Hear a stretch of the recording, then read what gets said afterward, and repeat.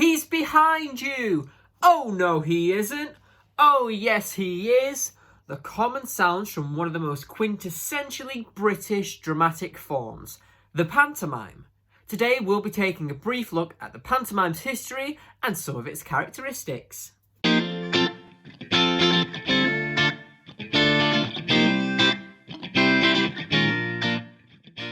Pantomime dates back to the Romans and Greeks. In fact, the word pantomime derives from the Latin word pantomimus, which itself is a derivative of the Greek pantomimus or pantomimus.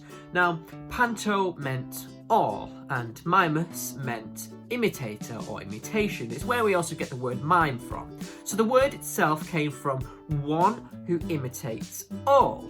Early pantomime involved a chorus or a musician who accompanied a non-speaking performer, typically a dancer, and they would perform commonly known myths. The modern pantomime's origin can be dated back to the 16th century Commedia dell'arte. Now this was a dramatic form which relied heavily on the use of masks, stock characters and improvisation, where a troupe of comedy performers would perform a scenario which focused around themes such as love and money.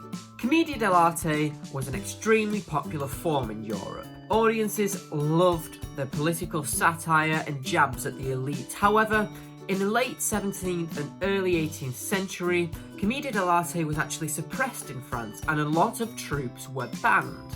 Many commedia artists and troupes decided to move to England, and this is where theatre manager, dancer and actor John Rich decided that he wanted to popularise the form here. He created his own pantomimes which focused on the stock character of the Harlequin. In his pantos, the Harlequin would transform the stage with a touch of a magic wand. During this time, spectacle was the in thing in theatre, so huge scene transformations and set designs wowed audiences.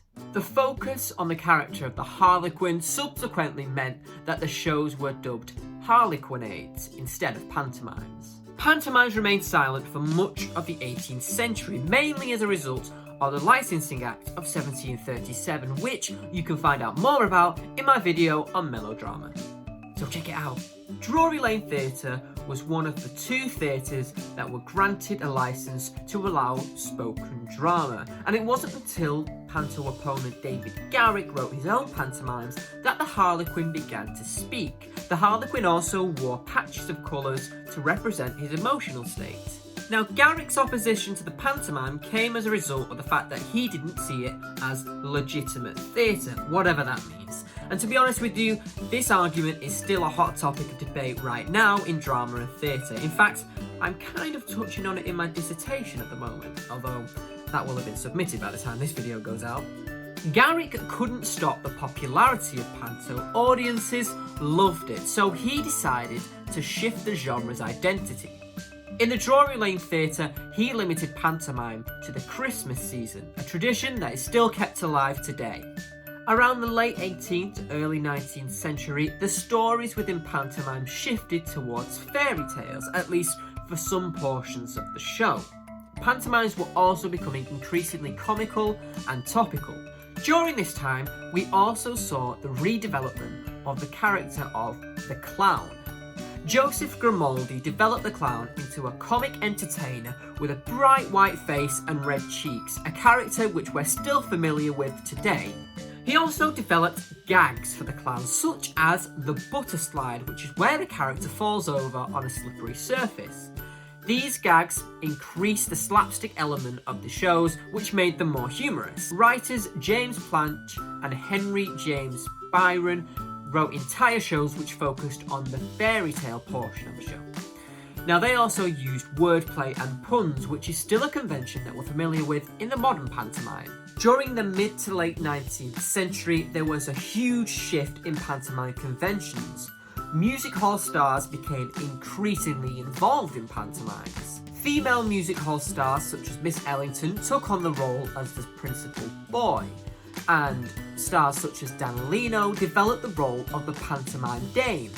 Pantomime had to fight for its survival as music hall and melodrama started to dwindle in favour of naturalism. Its ability to communicate with its audiences was one of the reasons for its success and survival. It was topical and humorous, and it also started to incorporate audience participation, which was already a convention of music hall. By this time, we began to see the modern pantomime.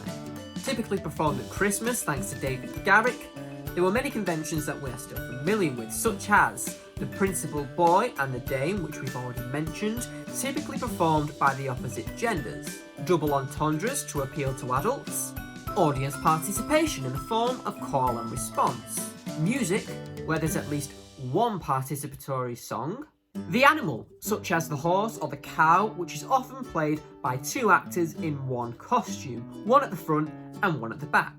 Conventions which you might not recognise as audience members, such as the villain entering from stage left and the protagonist or the good characters entering from stage right. Now this dates back to the medieval mystery plays, where these directions were often associated with heaven and hell. Slapstick comedy, a chorus, and of course the celebrity guest star. Now make of that as you will, but pantomime pays really well for struggling actors. It's really interesting to see how a once continental piece of drama developed into a British favourite. In fact, as I was doing the research for this video, I came across a section which looks at panto around the world, and it tends to be British expats who export this to other cultures. What are your experiences with pantomime? Let me know in the comments below. And that's it for today. Hopefully you now know a bit more about the history of panto. If you like this video and want to see more about drama, theatre and performance, be sure to like, comment and subscribe. See you soon!